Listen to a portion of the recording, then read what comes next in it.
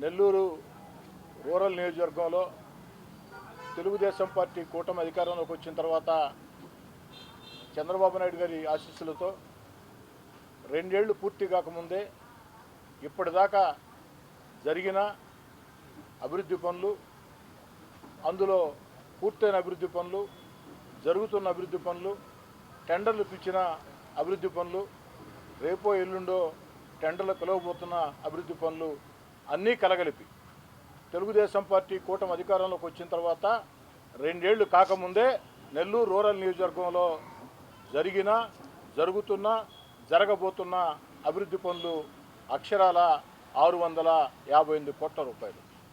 2 ఏళ్లు కాకముందే అక్షరాల 658 కోట్ల రూపాయల వ్యయంతో నెల్లూరు రూరల్ నియోజకవర్గంలో ఈ అభివృద్ధి పనులు చేపట్టామంటే దానికి కారణం ముఖ్యమంత్రి చంద్రబాబు నాయుడు గారి ఆశీస్సులు, ఉప ముఖ్యమంత్రి పవన్ కళ్యాణ్ గారి ఆశీస్సులు, యువనేత నారా లోకేష్ గారి ఆశీస్సులు, అదేవిధంగా మంత్రులు, పార్లమెంట్ సభ్యులు, ఎమ్మెల్సీలు, అధికారులు అందరి సహాయ సహకారాలతో ఈ యొక్క పనులు ఇంత పెద్ద ఎత్తున వేగవంతంగా జరుగుతున్నాయి.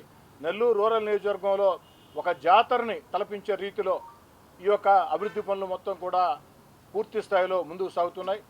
అది కూడా కాకుండా శంకుస్థాపన చేసిన సమయంకే ప్రారంభోత్సవం తేదీని కూడా ప్రకటించే అలవాటు ఈ యొక్క నెల్లూరు రూరల్ ఎమ్మెల్యే కార్యాలయానికి ఉంది. చెప్పిన తేదీ ప్రకారం ప్రారంభించి ప్రజలకు అందిస్తున్నామంటే దానికి కారణం క్షేత్రస్థాయిలో ఉన్నటువంటి తెలుగుదేశం పార్టీ, అదేవిధంగా బీజేపీ, జనసేన నాయకులు, తెలుగుదేశం పార్టీ క్లస్టర్ ఇన్ఛార్జీలు, కో క్లస్టర్ ఇన్ఛార్జీలు, డివిజన్ అధ్యక్షులు, యూనిట్ ఇన్ఛార్జీలు, అనుబంధ సంఘాల అధ్యక్షులు, పార్టీ వివిధ స్థాయిల్లో ఉన్న నాయకులు అందరూ కూడా ఎక్కడికక్కడ తెలుగుదేశం, బీజేపీ, జనసేన ముగ్గురిని కూడా సమన్వయం చేసుకుని క్షేత్రస్థాయిలో ఆ యొక్క పనుల మీద అంకిత భావంతో దృష్టి పెట్టబట్టే ఇది సాధ్యమవుతుంది. ఈ యొక్క శంకుస్థాపనల్లో ఎక్కడికక్కడ స్థానిక ప్రజలే ప్రారంభించి స్థానికంగా ఉన్న తెలుగుదేశం, బీజేపీ, జనసేన నాయకులే ముఖ్య అతిథులుగా ముందుకు సాగుతూ ఉన్నాం. ఈ అభివృద్ధి పనుల జాతరలో భాగంగా మరో కార్యక్రమానికి శ్రీకారం చుట్టాం. ఈ నెల 15వ తేదీ ఉదయం 8 గంటలకి నెల్లూరు రూరల్ నియోజకవర్గంలో అక్షరాల 17 కోట్ల రూపాయల వ్యయంతో 168 అభివృద్ధి పనులు, 17 కోట్ల రూపాయల వ్యయంతో 168 అభివృద్ధి పనులకి శ్రీకారం చుడుతున్నాం. 15వ తేదీ ఉదయం 8 గంటలకి ఒకే సమయానికి 168 చోట్ల స్థానిక ప్రజలే ప్రారంభోత్సవం ఆ యొక్క శంకుస్థాపకులుగా ఉంటారు.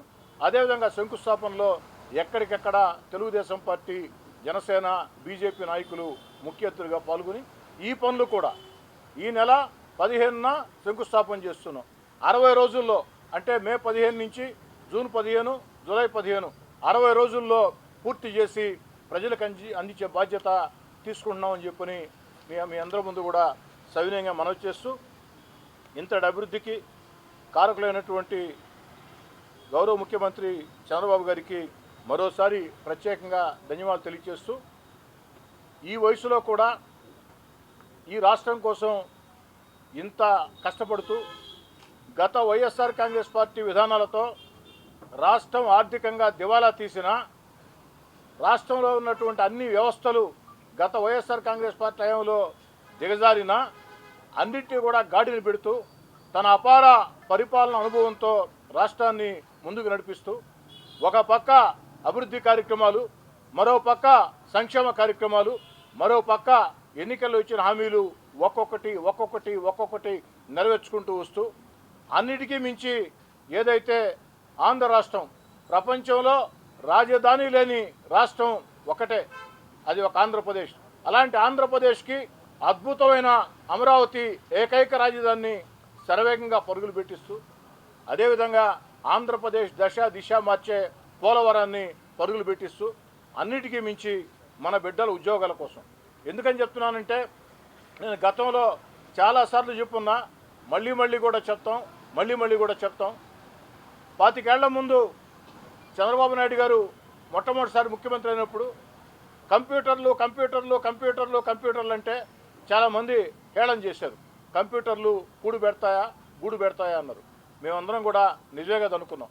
కానీ ఆ తర్వాత ఆ కంప్యూటర్లు కూడు పెట్టడం కాదు, గూడు కూడా ఇచ్చాయి. కొన్ని లక్షల కుటుంబాల్లో వెలుగులు నింపాయి. ఈరోజు ప్రపంచంలో అత్యధికంగా తెలుగు వాళ్ళు అటు ఆంధ్ర తెలంగాణ 2 రాష్ట్రాల నుంచి కూడా పెద్ద ఎత్తున ఆ యొక్క కంప్యూటర్ రంగంలో ఉద్యోగాల కల్పన జరిగిందంటే దానికి కారణం ముందు చూపు, చంద్రబాబు నాయుడు గారి ముందు చూపు. ఆ రోజు దేశంలో ప్రధానమంత్రులు కానీ ఇతర రాష్ట్రాల ముఖ్యమంత్రులు కానీ దీని గురించి ఆలోచన చేయాల.